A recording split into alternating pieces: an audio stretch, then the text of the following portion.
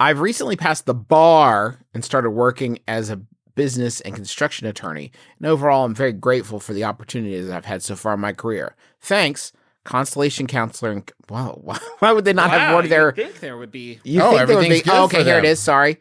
However, for the past few years, my real interests have been in space law.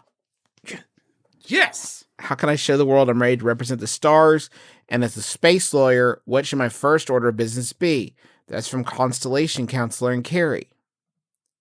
Well, This definitely has to exist. I don't think we should look it up because there's no doubt in my mind because there has to be laws about like launching satellites into space, right? And who can have what up there and how much of the moon we own, which is all of it.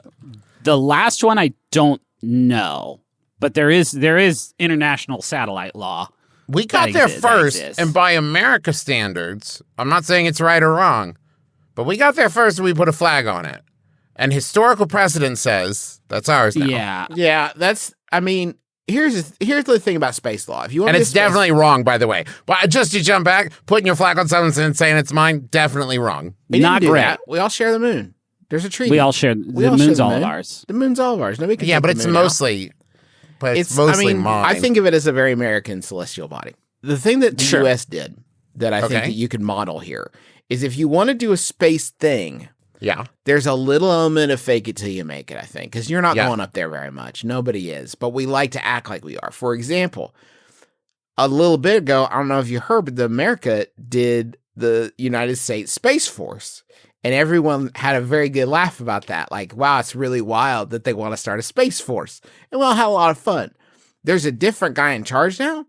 And we kept the Space Force as far as I know. So I guess we all just kind of were like, yeah, I guess we got a Space Force now. Yeah. That's one of the things that we have is a fleet of guys and gals and people just to defend space, you know? We made the patches that go on there. We already did it. There's a big building Space for Marine. We 3D printed their Space Marine battle armor, so we can't just throw that away. And I'm not going to make them, like, we're not going to fire them. Then you just got a bunch of angry people trained to battle in space. I don't need that. Did you see Armageddon?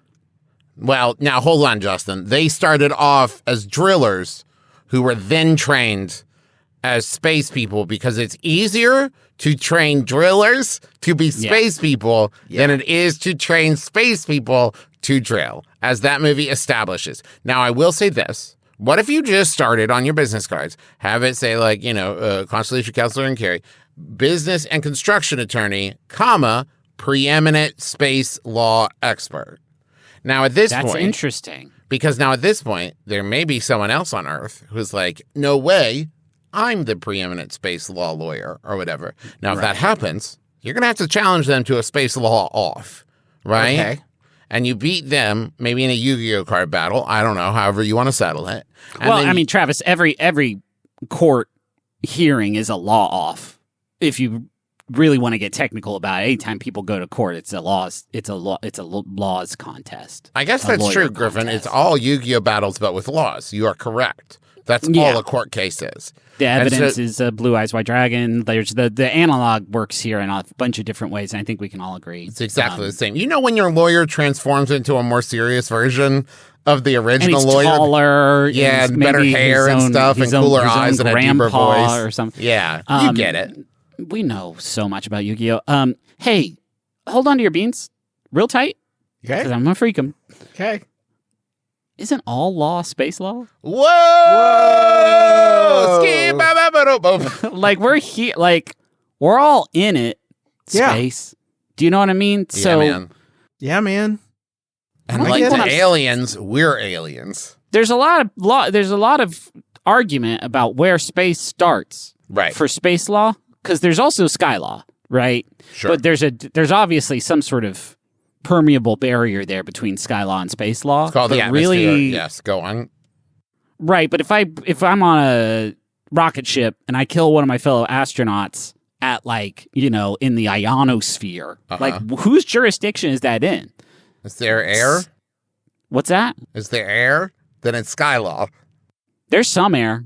Then I'm going to say at that point, I think space right now is like international waters. I think if you get up there and you kill someone past the atmosphere, you're totally good. Yeah. So what if every rocket ship has to have a bird on the outside of it when it launches, and then as soon as that bird dies, that's space, baby. I think that's right. Because birds love sky, but they hate space. And this may be the only way that we can really tell where one starts and one as long as ends. we're doing that, Griffin, let's cover our whole bases. Bird at the front, right? And some kind of land animal at the back. So that way we know as soon as it goes from ground law to sky law, where it's just like, oh, okay, that fox died. Okay, I don't know why you picked a fox, but okay, we'll go on with fox. I would posit that fox and bird would probably die about the same time. Well, that's why I put duct taped them to the outside of a rocket ship as it blasts off. I'm going to say I'll grant you this, Travis. There's probably going to be a small margin between fox death and bird death, but I think that the lawyers would. The fox is at the very back, so that it's touching the ground right before you leave. Right? Why are we Sorry, why did you take the bird to the rocket?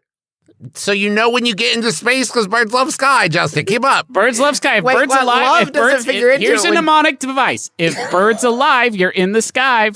If birds are dead, then space ahead. So you're not in space. It's okay, and around space. Okay, fine. But Travis, you don't need the fox to have its feet on the ground in the same way that if I jump in the air and shoot someone, that's not sky crime. That's what I'm saying. There's going to be a certain amount of distance where the fox is going to be like, I can still see the ground. It's totally cool. Maybe that's it. It's when the fox starts freaking out. You're in sky. You're in the sky. Yeah, that's as long as the fox remains calm. Still Earthfall. I think the fox will be fairly upset by being taped to a rocket. That's base level. Obviously, Justin, that's your new base level.